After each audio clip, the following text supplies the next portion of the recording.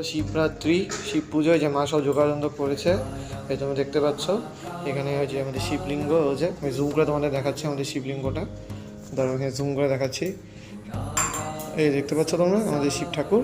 যে মা শিবের এখানে ফুল দিচ্ছে, প্রত্যেককে মহাদেব যেন ভালো রাখে এটি প্রার্থনা করি। যে মা মা হচ্ছে যে এখানে আচ্ছা এখানে মধু, ঘি, চন্দন, আতপ চাল আর তিল, এই সব কিছু মিলে গঙ্গা জল হয়ে গেল পঞ্চামৃত।